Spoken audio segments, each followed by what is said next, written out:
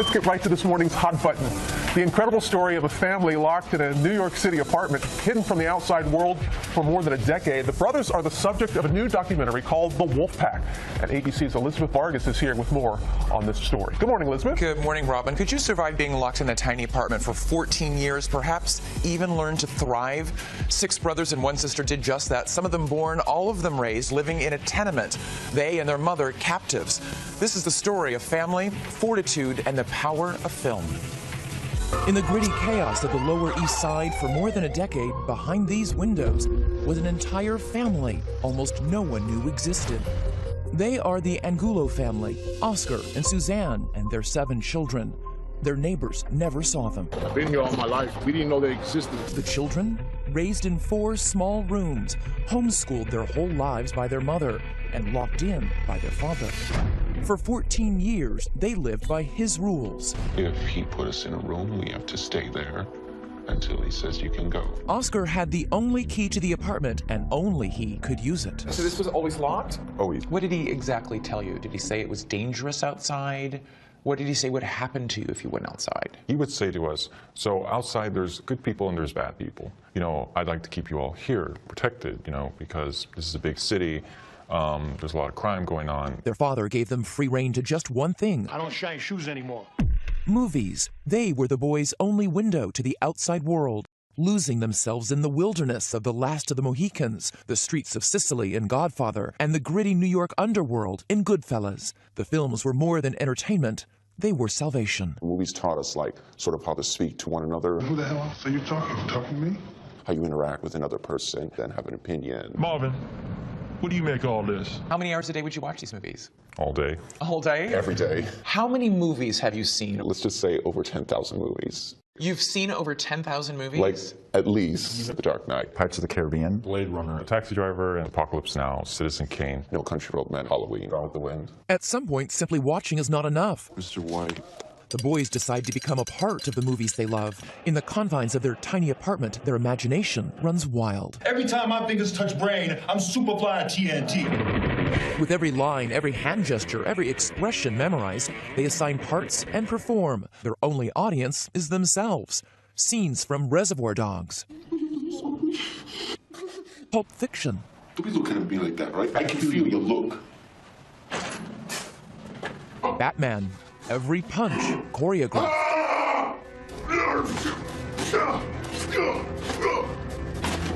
As for the neighbors they never saw. We make up characters out of them. Like, if we hear yelling or, like, loud music, we'd be like, that sounds a little bit like Goodfellas partying.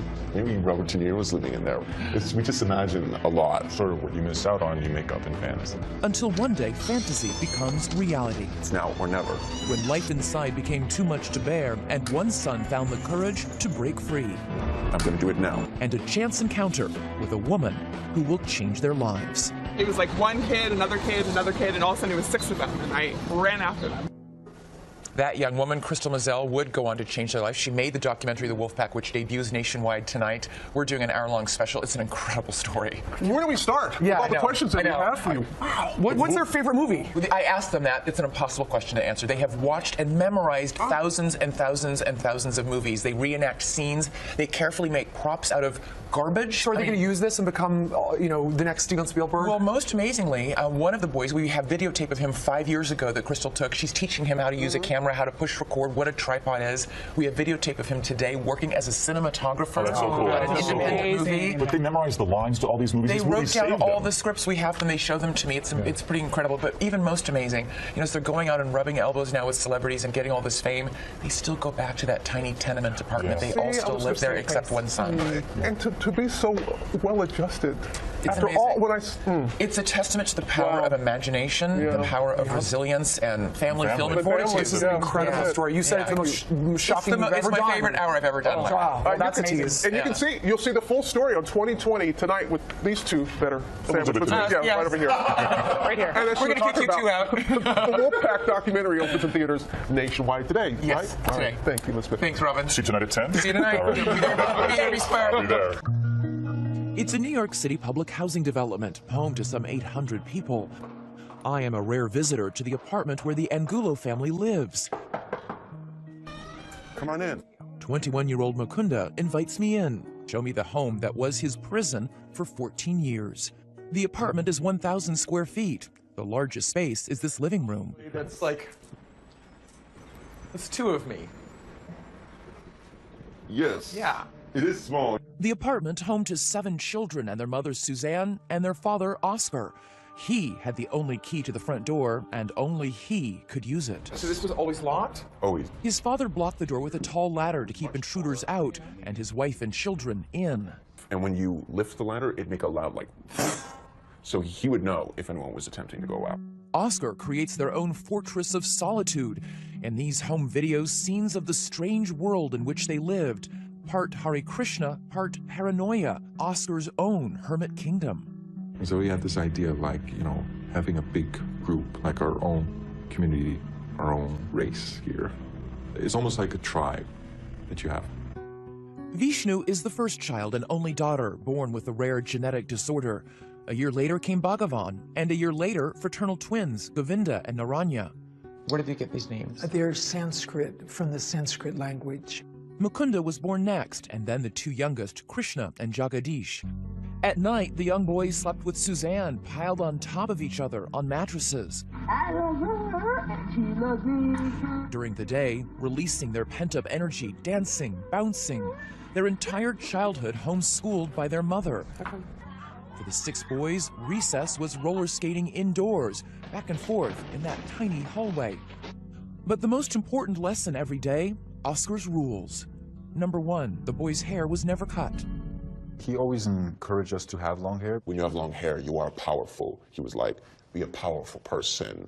Rule number 2, stay inside. What did he say would happen to you if you went outside? He would say to us, so outside there's good people and there's bad people. And I would always explain, you know, I'd like to keep you all here, protected.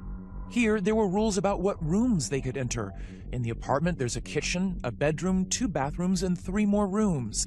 But as if 6 rooms for 9 people wasn't cramped enough, the children were forbidden from entering 2 of them. Mukunda says it stems from his father's fear. He banned the boys from rooms that shared walls with the neighbors. He didn't want anyone to hear what we were doing or that we were laughing, or he basically didn't want anyone to know we were here. That's why even one of the 2 bathrooms was off limits. We weren't allowed to use this one, only this one. And this one would just sit empty? Mm-hmm. Nobody used it? Nobody used it. Wow. Naranya, one of the twins, says the restrictions were the most extreme for their mother. She had the worst of it from all of us. She had more rules than we did. Any little thing that she did wrong was, she was like put on trial. I was very much a frightened person. We all were. He would not treat her like a happy husband with a happy wife. How did it come to this? Suzanne, who grew up in the farm fields of the Midwest, met Oscar in the exotic jungles of Peru, hiking to Machu Picchu. He really thought and acted in a much bigger way than most people. They married within months, living first in a Hare Krishna preserve, later in a van, having baby after baby. But when they ended up at the New York housing project, Oscar shut the door and pocketed the only key. You didn't argue, no, this is silly, we're overreacting. At that time, I didn't have a lot of control about the choices that I made or could make. Suzanne had no contact with her family. Her sisters say she left no trail, no address, no phone number. We just felt there was no way of knowing. How do we find out? I mean, we had to hire a detective. No one had seen her. Suzanne was hiding in plain sight. Oscar didn't work, and the family survived on welfare and the money she earned from homeschooling. All her time was spent tending to her 7 children inside. It must have been deeply painful to see your kids growing up confined. Well, sometimes it was hard because I thought I wanted them to be out in the fresh air because that's what I did as a child. The children's only view of the wonders of the world were through Suzanne's memories of the life she used to have. When my children were younger, we would sit and look out the window and I could compare it to the view on a mountaintop. Those big buildings might be other mountains. It was kind of fun. It broke the monotony a little bit. Oscar would grant rare outings with more rules. They were told where to look, how far to walk, and never to interact with strangers. We would go out in the summers mostly because it was nice out. So how many times a year would you go out? Sometimes Once. One? One, and then, then 1 year, not at all. And then the winter came, and We never went out in the winter. The only freedom Oscar did allow, what would become the boys' one true escape, was movies. How many hours a day would you watch these movies? all day. A whole day? every day. How many movies have you seen? Let's just say over 10,000 movies. You've seen over 10,000 movies? Like, at least. With no outside friends, no outside activities, it was total immersion, an obsession. If I didn't have movies, life would be pretty boring. It makes me feel like I'm living, sort of, because it's kind of magical. They were 6 brothers locked in a cramped apartment for 14 years. Their father gave them free rein to just one thing. I don't shine shoes anymore. Movies. They were the boys' only window to the outside world, losing themselves in the wilderness of the Last of the Mohicans, the streets of Sicily in The Godfather, and the gritty New York underworld in Goodfellas. I wonder about you sometimes, Henry. You may fold under questioning. The films were more than entertainment. They were salvation. Movies taught us, like, sort of how to speak to one another. Talking to me? How you interact with another person, then have an opinion. Marvin, what do you make of all this? With hours, days, weeks, months, years to fill, they would watch their favorites again and again. The Dark Knight, Pirates of the Caribbean, Blade Runner, Taxi Driver, Apocalypse Now, Citizen Kane, No Country for Old Men, Halloween, Gone with the Wind, Sunset Boulevard, The Thing. At some point, simply watching is not enough. Mr. White. The boys decide to become a part of the movies they love. In the confines of their tiny apartment, their imagination runs wild. Every time my fingers touch brain, I'm Superfly TNT. I kind of thought, why don't we do those films? Be those characters. They painstakingly transcribe every word, spending weeks creating handwritten scripts, homemade costumes, and props. Inglourious Bastards. How many scenes in the movie is this? Well, this is the whole movie. This is the whole movie? Every word that is uttered in that movie. And that's every word that's uttered in Pulp Fiction? Yes. Yes. You've got to be kidding me. With every line, every hand gesture, every expression memorized, they assign parts and perform. Their only audience is themselves. Scenes from Reservoir Dogs. From Pulp Fiction. Don't be looking at me like that, right? I can feel your look. Batman. Every punch choreographed.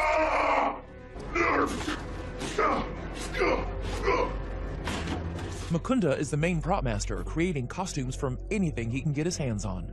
We got an oxygen tank from No Country for Old Men. Inside, if you want to feel that, that is little Milo tin cans. It's like a Raisin Bran or Quakers, and I would just tape it all together, get the shape, and just color all of it. That's great. When we do it, I have to get in the mind of the character. Play Batman because it's a responsibility, sort of. That sounds pathetic to some people but to us and to our world, it is very personal. Did you guys ever look out the windows at other people on the street and wonder what their lives were like? It was kind of like, oh, look at that. That's a school bus. These kids are going to school, just like in the movies. As for the neighbors they never saw. We make up characters out of them. Like if we hear yelling or like loud music, we'd be like, that sounds a little bit like Goodfellas partying. Maybe Robert De Niro was living in there. We just imagine a lot. Sort of what you miss out on, you make up in fantasy.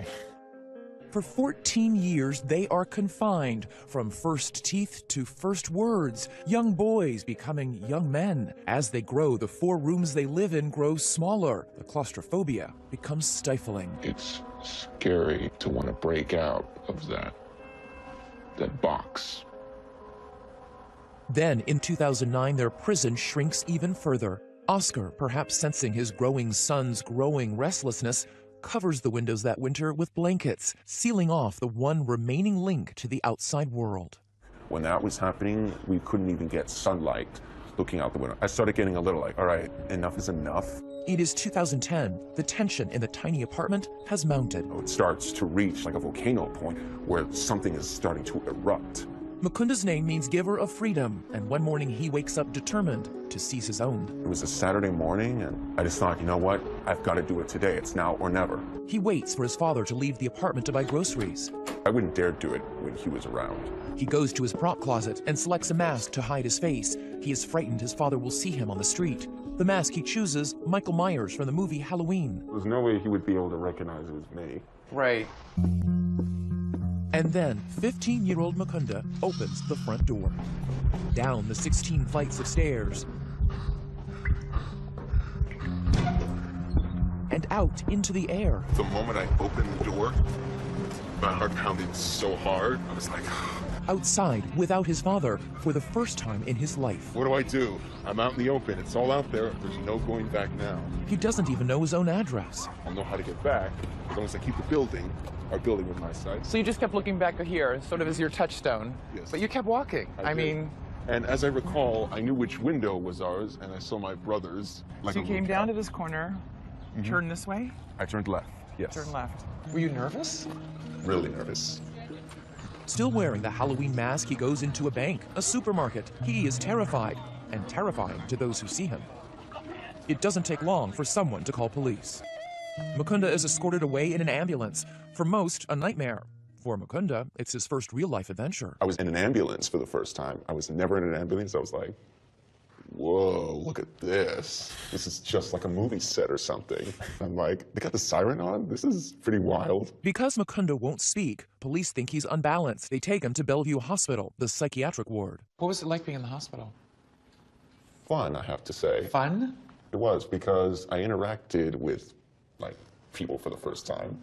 He spends a week at the hospital, and when he returns, there is a cataclysmic shift in the apartment. Oscar now knows he's no longer in control. Basically, it was that first walk down this first sidewalk that broke the spell, really, over the entire family, right?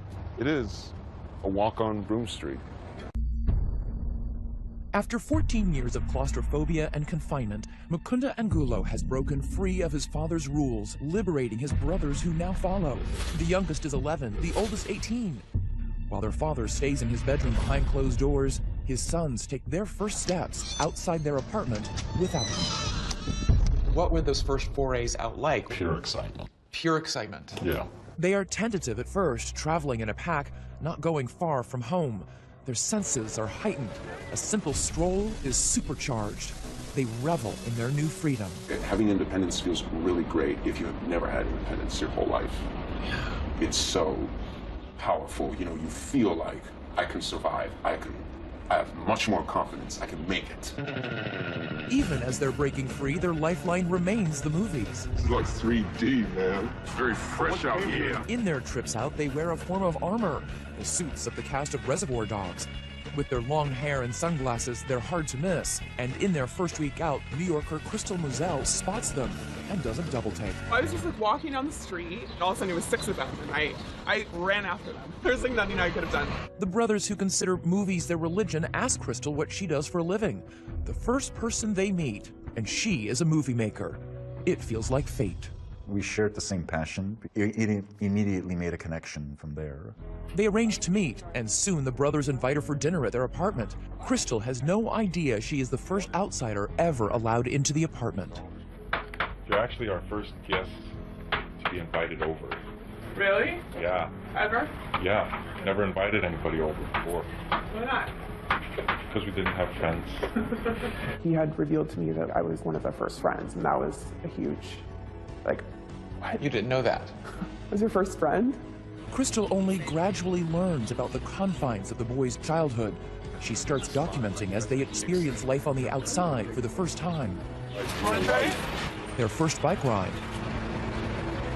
First visit to a restaurant. How's that salad? That's Mukunda 5 years ago. Is it gross? No, it's very tasty and very chemical. Chemical? Yeah, tastes like a chemical.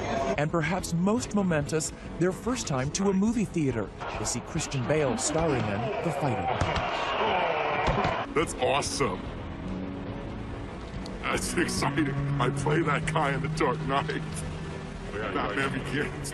You had a front row seat to them experiencing the world for the first time. Yeah. What was that like? Oh, it was wonderful. They would express, oh, we've never been to the beach. We want to go to the beach. I said, okay, let's go. I'll follow you to the beach. At the beach, for the first time they feel the sand in their toes, taste the salt in the air.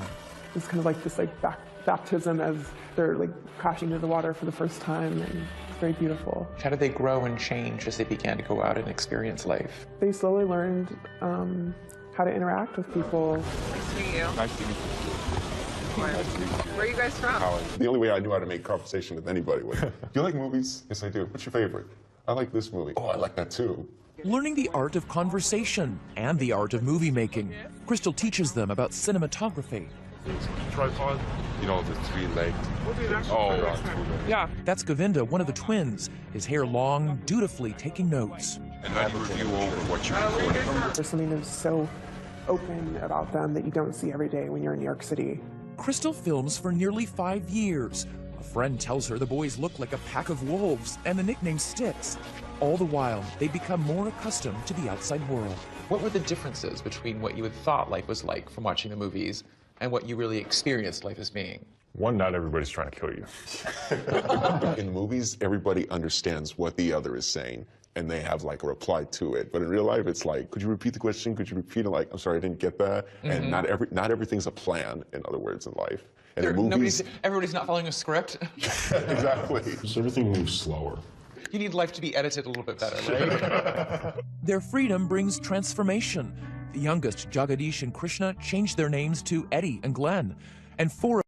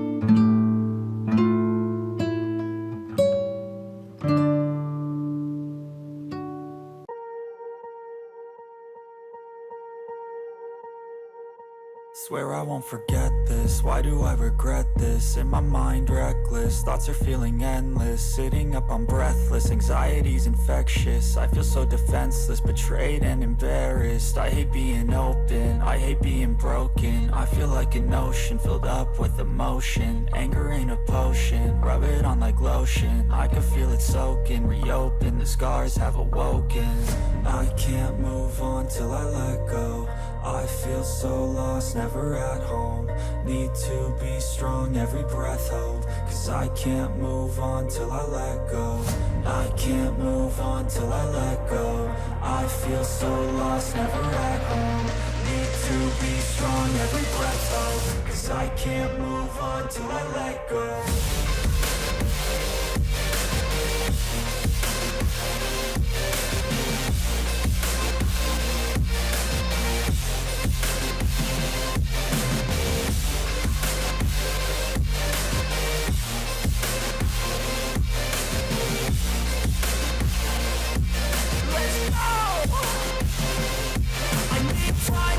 The pain makes it real, I don't wanna feel, I just wanna kill the bad thoughts and steal a good thought and feel. I'm just lost, I feel, I'm just lost, I feel. I need time to heal, I can't steer the wheel, cause this drive it kills, and it gives me chills. A nice road it feels, I slip off the peel, and crash all the steel. Will I ever heal?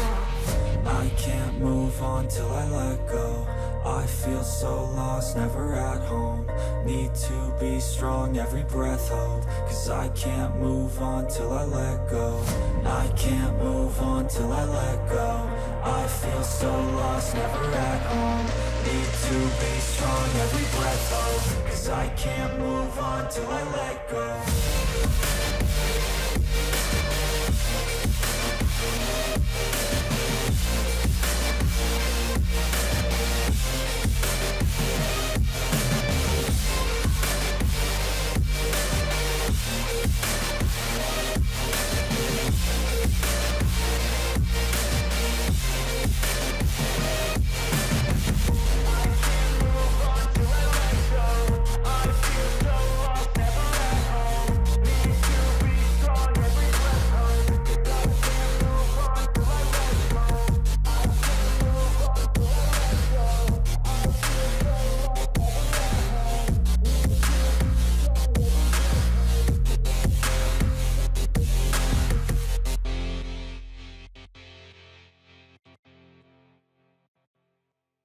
The brothers cut off their long hair. So cutting your hair off was a rite of advancing. Right, like leaving the past behind. It's like okay, we're starting a new life. This is how I'm moving forward. Who did you see change the most over the course of the time you spent with them? I think their mother. Really? Their mother really broke free out of the situation that they're in, and it was very beautiful to see that happen. I am not finding that place that has the donuts. That's what I'm looking for. You've gone from living where you never were allowed to go out unless Oscar said you could, to now going out every single day. Yes, I feel now like I've stepped back into how I really know myself. Do you have regrets? Do you wish that you had claimed that part of yourself sooner? In some ways I have regrets, but in many ways it's been a journey for me. And I feel like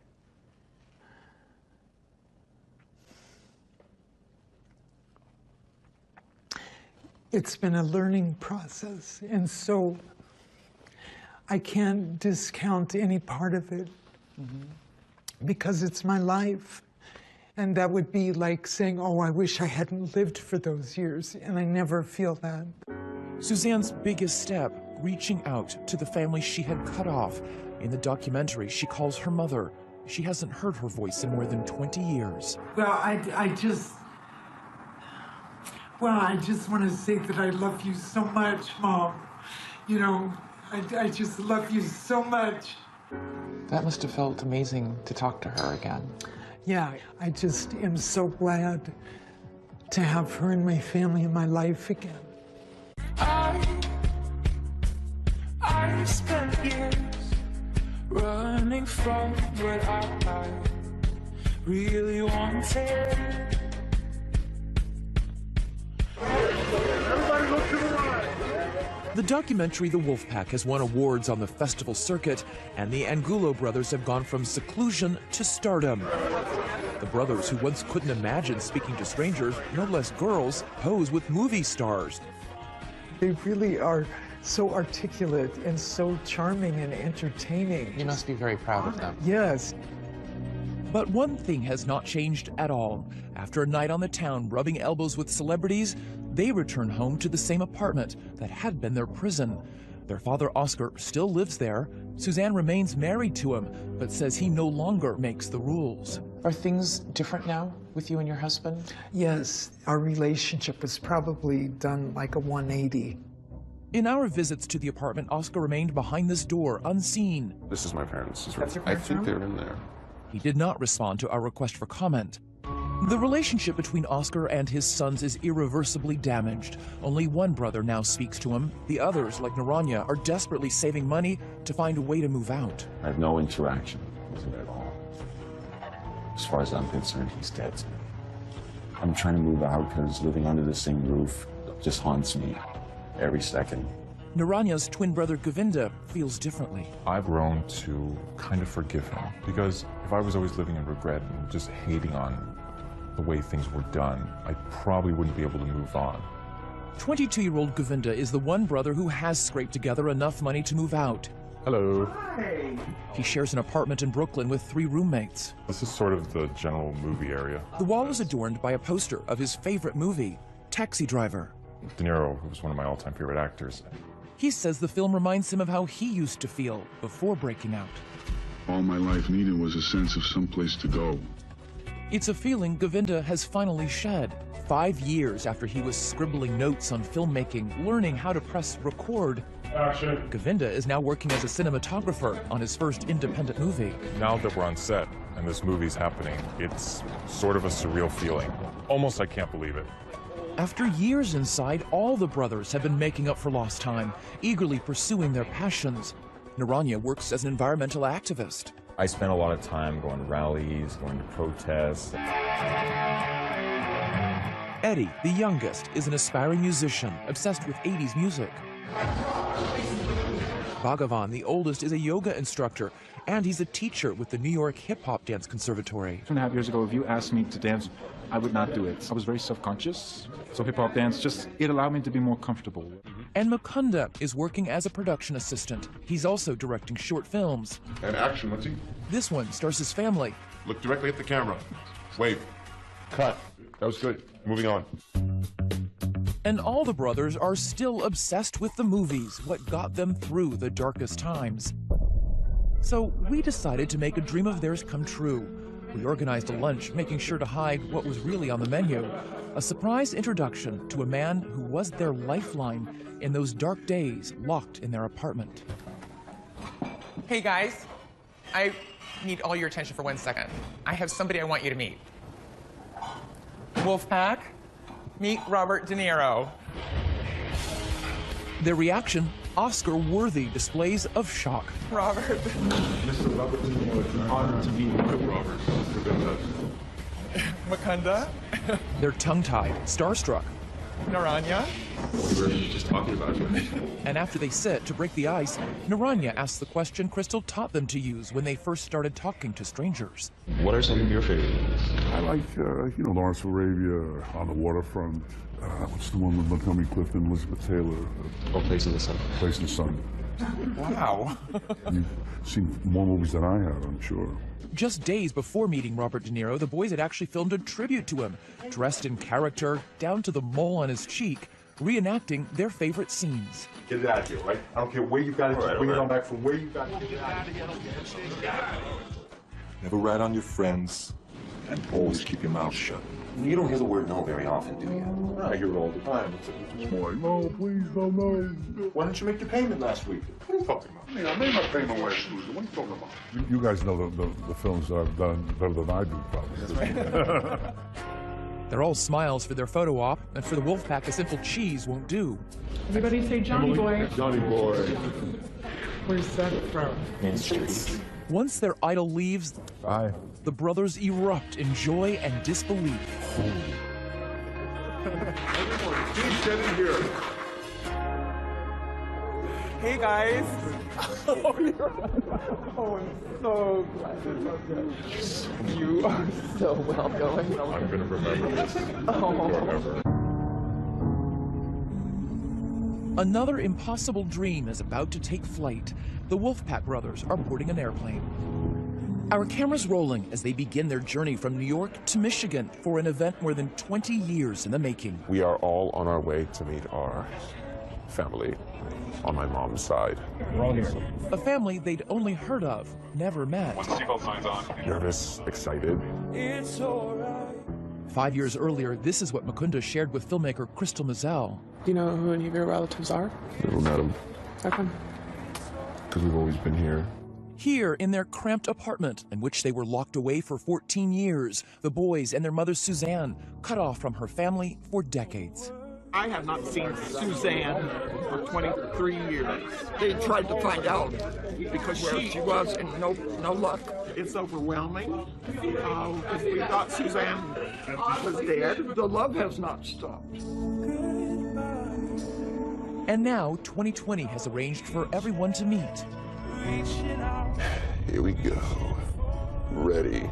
75 miles from Chicago, a first glimpse into their mother's past. So this is how you grew up, all this land. So Used to play in woods like this and build forts. Their destination? A little town on the shores of Lake Michigan called Three Oaks. Its entire population is barely double that of the Wolfpack's housing complex. Suzanne's family has prepared a classic Midwestern picnic, tables loaded with food. They even made Wolfpack family t-shirts. And as the car pulls up, yay! The enormity, the power of this moment is overwhelming. Shoot. What? Look at that. There's everybody. Look at that. Wait, I can't see. Whoa. Oh my gosh. Oh dear. Oh my God. That's a lot of people. The brothers who quietly endured so much to make it this far must gather the strength to take that final step. Bro, hold my hand. I need your hand. Oh my God. Let's go. Okay. Come on.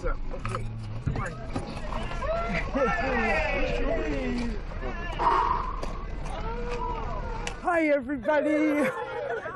Hi, Mom. Great. Finally. Yes. I know a lot of people. You know, will wonder, are these guys going to be okay? I think we're going to be more than okay. I think we're going to be great. Answer, absolutely. You're survivors. Hell yeah. What made you guys so strong? I have to ask. This one right over there. Mom. Mom's love. Really? I don't think a mom could hear a nicer thing than that. Yes, yeah. That's true. How do I get it back down? The day ends at this campground, Suzanne introducing her kids to a simple and sacred family ritual, roasting marshmallows by the fire. The key to doing it is like you put it on the edge of the fire where it's hot and you turn them so they like toast light brown. At long last, the Wolfpack are back in the wild. Their future as wide open as the night sky. I spent years running from what I really wanted. Nobody's been impacted negatively by that experience of having to be inside all that time. Well, no, we don't have time for that. We don't like, hey, life's too short. Live it up. Just live it up. Live every moment.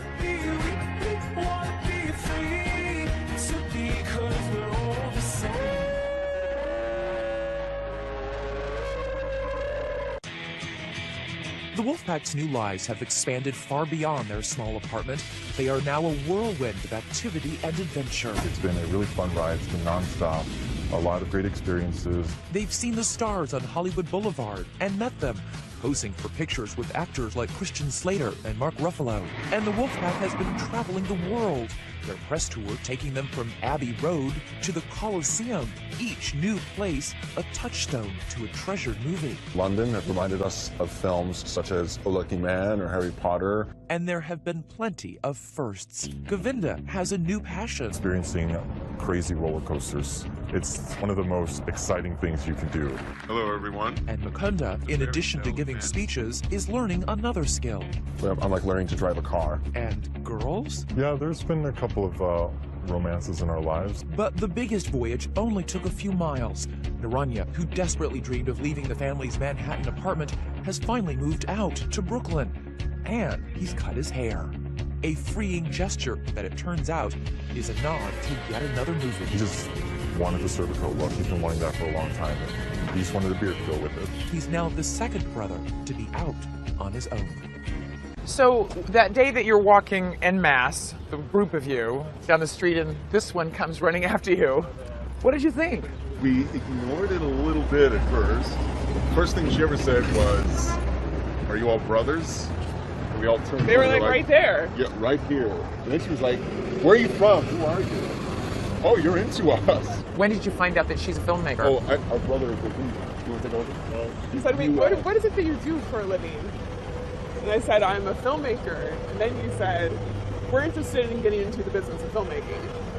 And I think that's sort of on. And at that point, you stopped trying to cross the street and turning your back on her after you answered every question and really engaged. And I really remember this specifically, Crystal saying, "We should keep in contact. What's your number?" You're like, "I kind of don't remember my number. Let me give you my card. Let me write my number down here." And so who called her? I called her first, and then How long did you wait? I think it was a few days afterwards. We called and we got back to her. Gotcha. Yeah.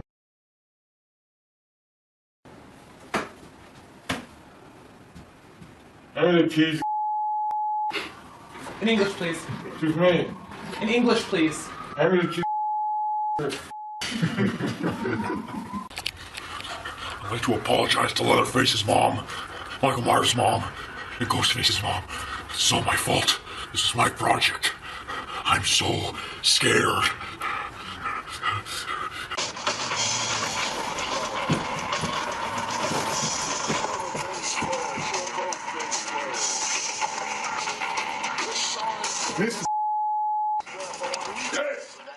What's in the case?